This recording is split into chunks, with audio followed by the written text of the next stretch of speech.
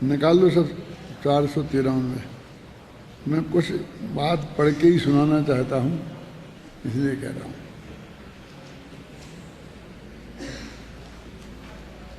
ये जो द्रव्येण खंडयामी है ना, उसके 3 लाइन ऊपर से पढ़े। इन कलशों के उपरांत आत्मख्याति में गद्य में एक महामंत्र दिया है, जिसके भाव को आत्मसात कर उस भाव में ही समा जाना है। मैंने कल कहा था महामंत्र, इसको ओंकार मंत्र से भी बड़ा, लेकिन वो मुझे इस किताब में भी लिखा मिल गया, तो मैंने कहा मैं तुम्हें पढ़ के सुनाऊं। देखो, मैं अपने शुद्धात्मा को ना तो द्रव्य से खंडित करता हूँ, न क्षेत्र से खंडित करता हूँ, न काल से खंडित करता हूँ, और न भाव से खंडित करता हूँ, क्योंकि मैं एक सुविसिद्ध ज्ञान मात्र भाव हूँ। यह तो सर्वविदित ही है कि आत्मख्याति गद्य पद्य रूप टीका है। वैसे संस्कृत में गद्य काव्य होते हैं, पद्य काव्य होते हैं, और एक चंपू होते हैं। और कहते गद्य मद्य मयम काव्यम चंपू इत्यभिधीयते। जो काव्य गद्य में और पद्य में होता है उसे चंपू कहते हैं। तो पहले वो चंपू ऐसे नाटक लिखे जाते थे, और वो हिंदी में भी आए, और भारतेंदु हरिश्चंद्र तक, और उसके बाद अपने जैन नाटक कब था कार्य भगवत स्वरूप भगवत नाम सुना होगा, यहीं हैदमातपुर आगरा के पास का था। उसने भी ऐसे नाटक लिखे थे। वो ऐसे होते हैं कि गद्य में तो मिलते ही हैं, और जरा ही ऐसा भावुकता का क्षण आता है तो वहीं वो स्टेज पे ही गाने लगते हैं, और फिर वो छंदों में ही अपने संवाद बोलते हैं, फिर गद्य में बोलने लगते हैं छंदों में। तो वो एक तरह से चंपू काव्य की परंपरा थी।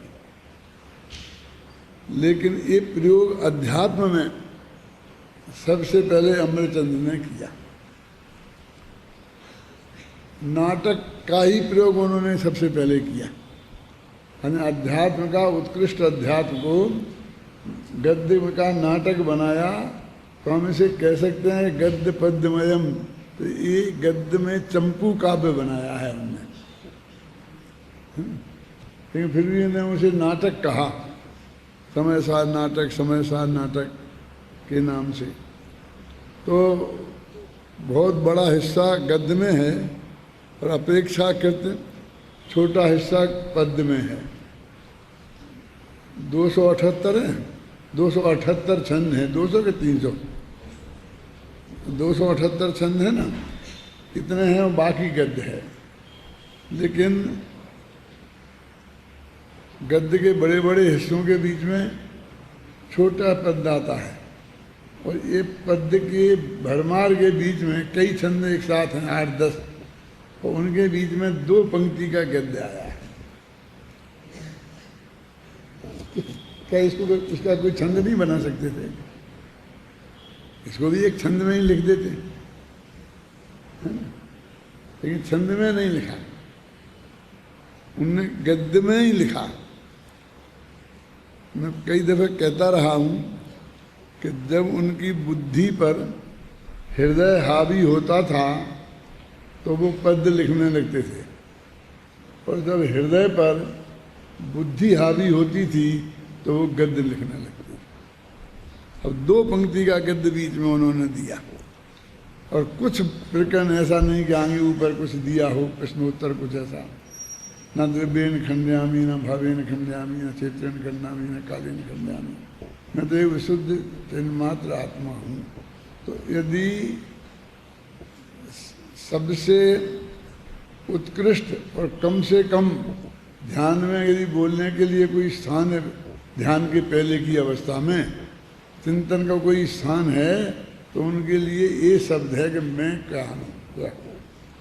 तो आप कहोगे कि मैं भगवान आत्मा हूँ, मैं शुद्ध चिन्मात्र वस्तु हूँ, एक ज्ञान मात्र भाव हूँ, इतना ही पर्याप्त था। क्योंकि ज्ञान मात्र की चर्चा तो शुरू से ही चल रही ना। संपूर्ण समय सार में मैं ज्ञान मात्र हूँ, आत्मा एक ज्ञान मात्र है, ये कहते आए हैं। इस महामंत्र में भी वही वाक्य है कि मैं ज्ञान मात्र भाव हूँ। चिन्ह मात्र भी कह सकते थे, लेकिन चिन्ह में ज्ञान दर्शन दोनों शामिल हैं, इसलिए उन्होंने ज्ञान मात्र शब्द का ही प्रयोग किया। अब ये न द्रव्येन खंडयामी न भावेन खंडयामी, तो ये चीज़ को समझने के लिए हमको द्रव्य, क्षेत्र, काल और भाव, इनका थोड़ी परिभाषा समझनी पड़ेगी इसी संदर्भ में। नए चक्र जिनने पढ़ा है उन लोगों ने वो हिस्सा पढ़ा होगा द्रव्यार्थिक पर्यायार्थिक। पर शास्त्र फाइनल वालों ने तो पिछले साल पढ़ा ही होगा ना, वो कोर्स में होगा ना पिछले साल, क्या नाम है, द्रव्य से खंड। तो उसमें शुरू में ये बात बताई है कि प्रत्येक वस्तु द्रव्य, क्षेत्र, काल, भावमय होती है, माने स्वचतुष्टय से संपन्न होती है और पर चतुष्टय से रहित होती है। जिसके लिए आचार्य समंत भद्र ने आप्तमीमांसा में देवागम स्तोत्र में, तुम्हारी किसी पाठमाला में भी छंद है ना कुछ, तो उसमें कहा सदैव सर्वम को निच्छेद स्वरूपादि चतुष्टया असदैव। कहते कौन व्यक्ति ऐसा होगा कि स्वरूप चतुष्टय की अपेक्षा से अस्तित्व को स्वीकार नहीं करेगा, और ऐसा कौन होगा जो पर चतुष्टय की अपेक्षा नास्तित्व को स्वीकार नहीं करेगा।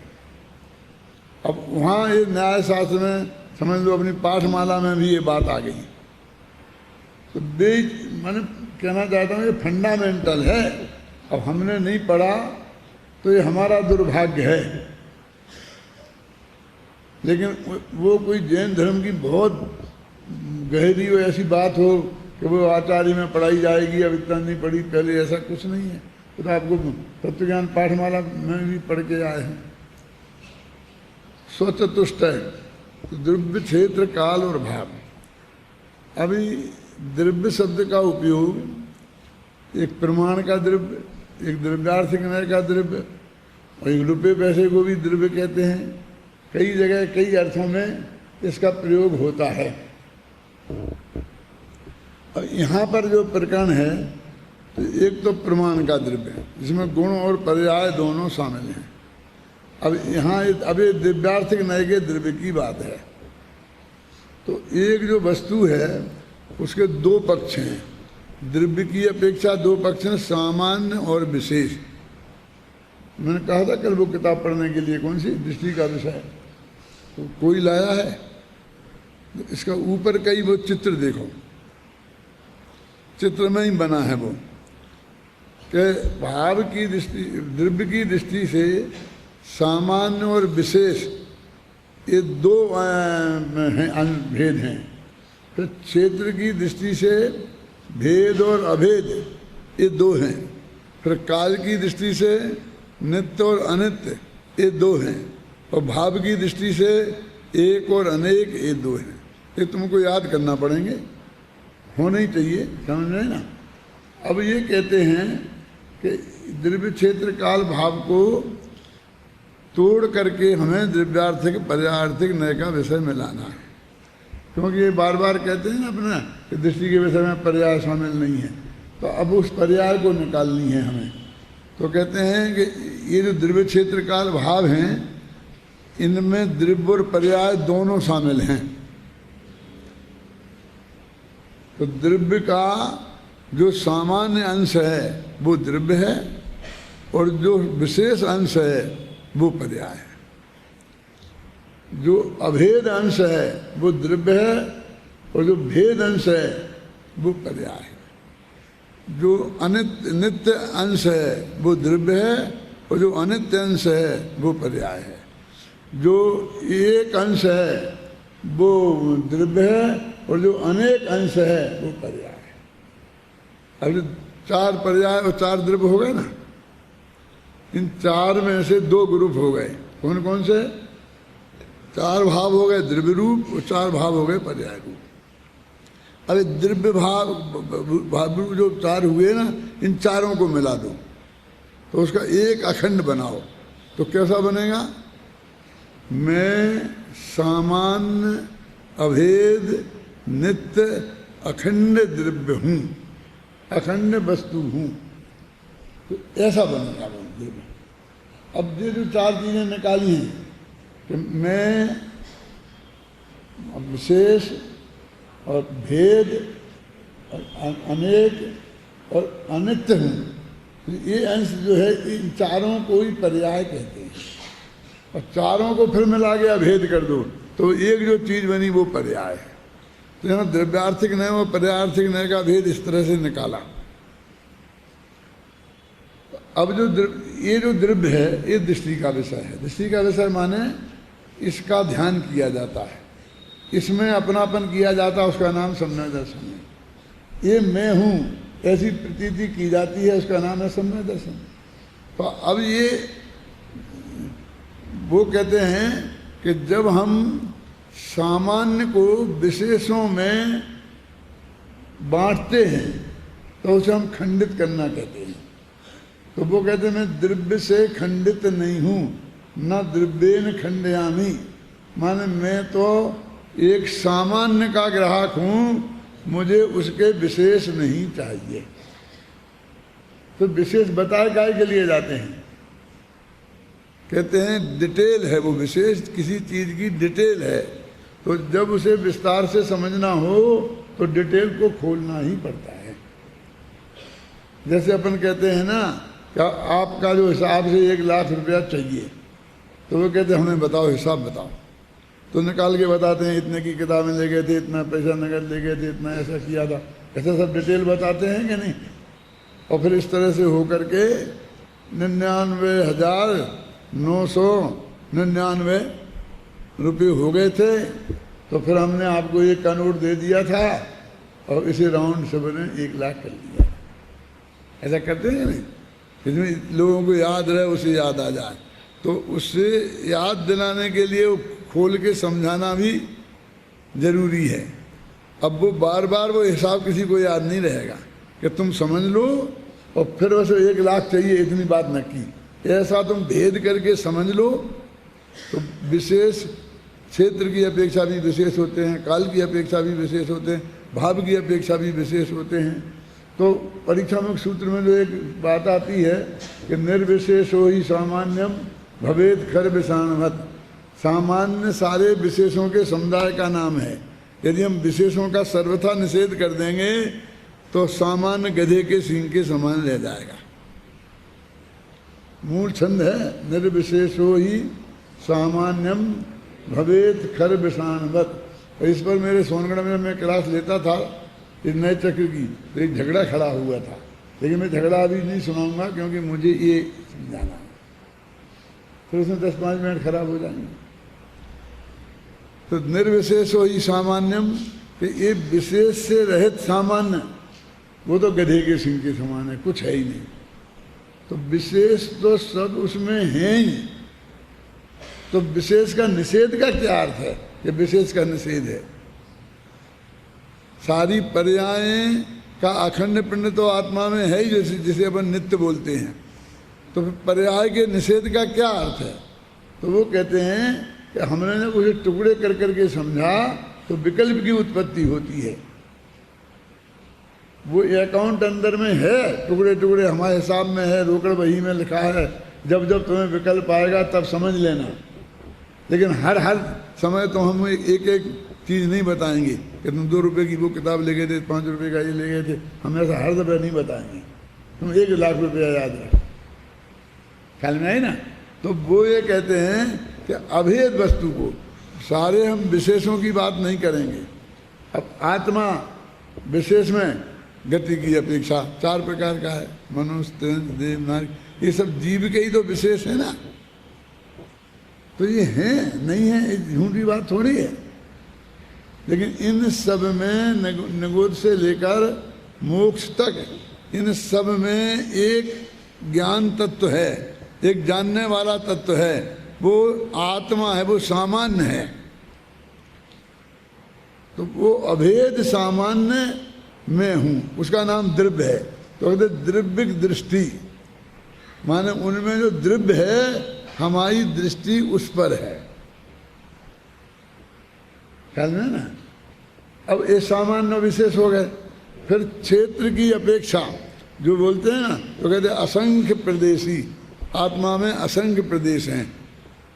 और वैसे आत्मा असंख्य प्रदेशों का अखंड है। असंख्य भेद बताए तो ये भेद और अभेद ये क्षेत्र की अपेक्षा लगता है। क्षेत्र माने प्रदेश। तो अब ये बहुत सीधी सरल बात है कि ज़्यादा शास्त्रीय भाषा में नहीं उलझो। तो मैंने कहा था ना कि हमने हिंदुस्तान और पाकिस्तान बिल्कुल अलग अलग हैं, लेकिन हमने बॉर्डर पर जाके देखा तो कहीं भी हमको वो अलग अलग ऐसी संधि नहीं दिखी, वो टूटे हुए नहीं दिखे, हमको तो बिल्कुल अखंड जुड़े हुए दिखे। ऐसे असंख्य प्रदेश हैं, गिनती की है सर्वज्ञ भगवान ने और हमें बताया है, लेकिन वे दो प्रदेश बिल्कुल जुड़े हुए हैं, कहीं से टूटे नहीं हैं, उनको अलग नहीं किया जा सकता।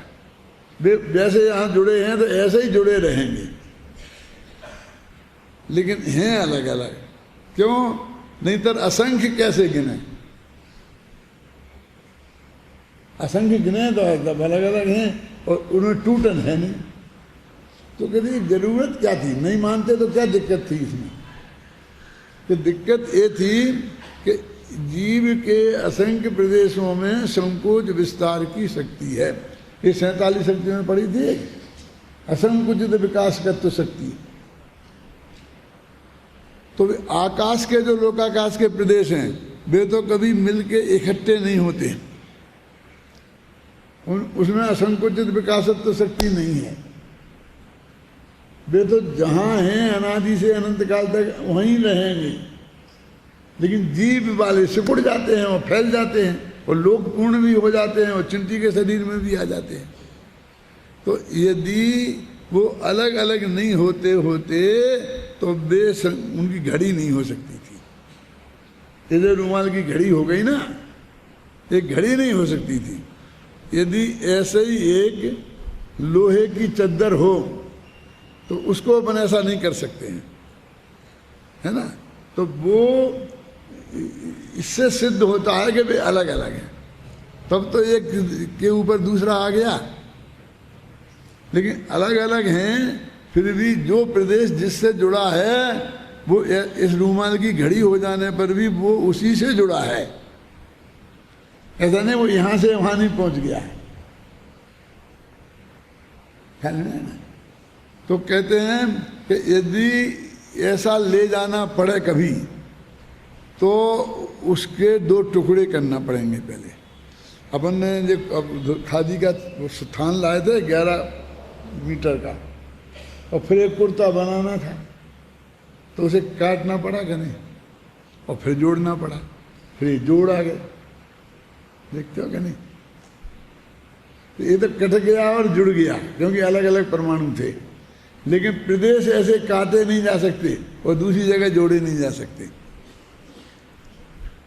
यानी वो प्रदेशों की अपेक्षा भी अखंड है और वे असंख्य हैं, संख्या भी अधिक है। तो अलग अलग नहीं होते तो असंख्य कैसे होते? फिर एक ही होता। जैसे आकाश एक है तो अभेद और भेद दोनों हैं क्षेत्र की अपेक्षा। क्षेत्र माने भेद बोलते हैं ना, भेद अभेद दोनों हैं। अब ऐसा तो हुआ, अब भाव की पर्याय को अपन बाद में लेंगे। भाव की अपेक्षा अनंत गुण हैं और वे अलग अलग भी हैं और अखंड भी हैं। वे कभी अलग अलग नहीं हो सकते कि ज्ञान यहीं रह जाए और दर्शन वहाँ चला जाए। हम बाजार में जाएं और हमें आम खरीदना है, काय के लिए? कि उसका स्वाद बहुत मीठा है। तो आपको तो रस खरीदना है ना, रूप तो नहीं चाहिए कि नहीं गोरा काला कैसा भी हो चलेगा, लेकिन स्वादिष्ट होना चाहिए। अपन यही देखते हैं ना कि रंग तो नहीं देखते वहाँ हम उसका रस पे देखते हैं। तो हमें कहेंगे रस रस हमें दे दो और बाकी के गुण तुम रख लो। तो वो क्या कहेगा कि भाई साहब इन्हें अलग किया ही नहीं जा सकता, ये तो आप अकेले रस के पैसा दो तो सब चीजें ले जाओ, और चाहे ये कह लो कि सब चीजों के पैसा है, अलग नहीं हो सकते ना वो गुण। तो इकट्ठे जुड़े भी हैं और अलग अलग भी है, नहीं है तो अलग अलग नहीं है तो अनंत कैसे है। अब तीन चीजों में तो सब लोग बहुत आसानी से मान लेते हैं। पूज्य गुरुदेव श्री ने प्रवचन किए तो उन्होंने पर्याय जो है ना चौथा भूल, जिसे हम बोलते हैं नित्य और अनित्य, पर्याय अनित्य है और अपना वो द्रव्य नित्य है, तो दो पक्ष उसके हो गए, नित्य और अनित्य। तो ये कहते हैं कि नित्य अनंत्यों के अनंत भेद हैं। कल कितने बताए थे, जितने गुण हैं उनसे अनंत गुण हैं। अनादिकाल से जो पहला समय था होगा, कल्पना करो, और अनंत काल तक जो अंतिम समय आएगा, तो जितने तीन काल के समय हैं, प्रत्येक द्रव्य की प्रत्येक गुण की उतनी पर्याय हैं। तो एक एक पर्याय एक एक समय में खचित है, वो वहां से हट नहीं सकती। और उसमें भी अनुसूति से रचित वो अखंड प्रवाह है। जैसे टुकड़े क्षेत्र के नहीं कर पाए ना अपन, हिंदुस्तान पाकिस्तान में नहीं देख पाए, गुणों में नहीं कर पाए ना, ऐसे ही उन पर्यायों में भी नहीं कर सकते। एक पर्याय से दूसरी पर्याय के बीच में रंच मात्र भी स्पेस नहीं है, तो जुड़े ही होंगे, तो भी अभेद ही है ना। तो वो कहते हैं कि यदि हम सर्वथा अभेद मानेंगे तो अपन कहते भूतकाल की पर्याय नष्ट हो गई और भविष्य की अभी आई नहीं और वर्तमान की है, ये कैसे कहेंगे? ये हम ऐसा कैसे कह सकते? भूत भविष्य वर्तमान का भेद कैसे हो सकता है?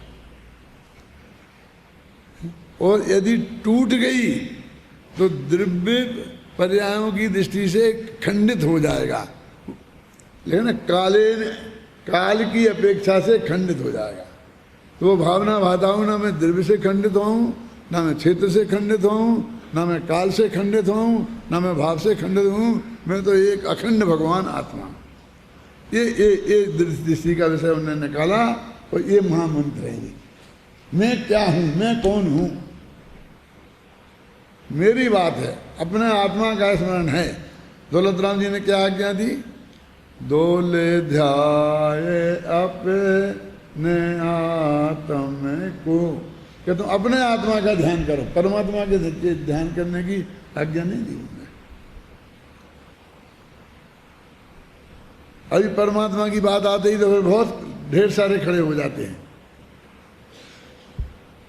परमात्मा तो अनंत है ना, सिद्ध भगवान, अनंत भगवान।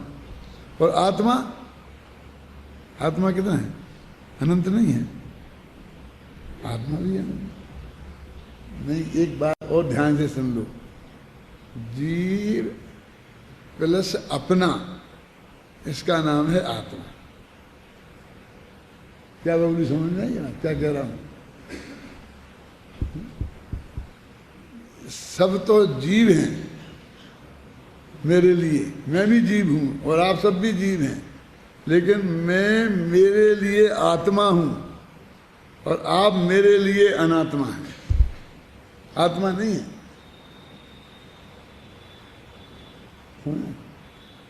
तो आत्मा एक ही है।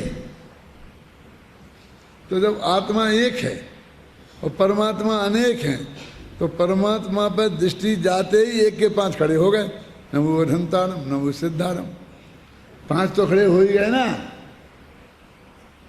पांच वेदियों पे नमस्कार तो करो ही करो, और फिर बढ़ती ही जाती। ये एक अनंत हैं, इतने ये हैं, ये फलाने कितने हैं, मुनि इतनी संख्या में होते हैं, 9000 कम, कितने कम, गिनाने लगते हैं हम करोड़ों में। क्यों? परमात्मा उधर जाते ही कितना चक्कर खड़ा हो जाता है। अपन कहते हैं ना कि हिंदुओं का मजाक उड़ाते होंगे कि उनके तो 33 करोड़ देवता हैं, और एक ऐसा कि गाय की पूंछ में 33 करोड़ देवता वास करते हैं, ऐसा वो कहते हैं। तो बहुत मजाक उड़ाते हैं अपने। एक कवि ने ऐसा मजाक उड़ाया है करीब 200 वर्ष पहले कि उसकी कोई चर्चा करे तो बहुत पिटाई हो। अब वो तो कैसे लिखा रह गया आज तक, उसे तो ख़त्म कर देना चाहिए ही था। ख्याल में आई ना, इस तरह की गंदी भाषा का प्रयोग किया है। माने मैं भी उसका पक्ष में नहीं हूँ कि ऐसी भाषा का प्रयोग किया जाना चाहिए था, है ना। मैं बताऊंगा नहीं, तुम्हें बता भी नहीं सकता। सुनो, तो वो अपना आत्मा की बात है, अपने आत्मा पे जानना है। तो परत से तो खत्म, छुट्टी हो ही गई। परमात्मा के आते ही तो पर घुस जाता है। अब पर से तो अलग हुआ, तब तो परमात्मा तो अलग से अलग हुआ। अब अपने आत्मा में चाहे एक हो विशेष से अलग होना है, चाहे एक हो विशेष से अलग होना है, चाहे एक हो के अनित्य से अलग होना है, और चाहे एक हो के अनेक से अलग होना है। तो ये चारों शब्द कौन कौन? विशेष, भेद, अनित्य और अनेक। इनमें विशेष शब्द ऐसा है कि वो सबके लिए प्रयोग होता है। वो क्षेत्र में भी जो क्षेत्र विशेष, काल विशेष, पर्याय विशेष ऐसा बोलते हैं, प्रदेश विशेष, माने विशेष माने पर्टिकुलर कर लो, क्या बोलते हैं ना, अमुक, समझे ना, कि अमुक थे। तो वो विशेष शब्द का वो चूंकि सामान्य के विरुद्ध है ना, तो सामान्य द्रव्य है, तो उसकी अपेक्षा से वो आता है। तो इस सारे विशेषों को अभाव कर दो तो सब सामान्य हो जाए। कौन? काल सामान्य, क्षेत्र सामान्य, द्रव्य सामान्य, भाव सामान्य, वो भगवान आत्मा है। सब विशेषों का निषेध कर दो।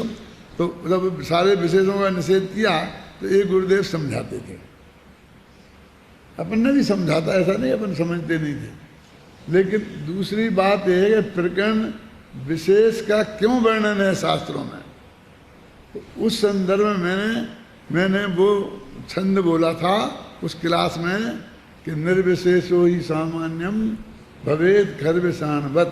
तो एक ग्रुप जो अपने पीछे लगा था अपनी इज्जत कैसे खराब की जाए, तो दौड़ के सब जगह प्रचार कर दिया कि देखो वे तो विशेष को दृष्टि के विषय में शामिल कर रहे हैं, और ये कहते हैं बिना विशेष के तो वो जो है ना सामान्य गधे के सिंह के समान है।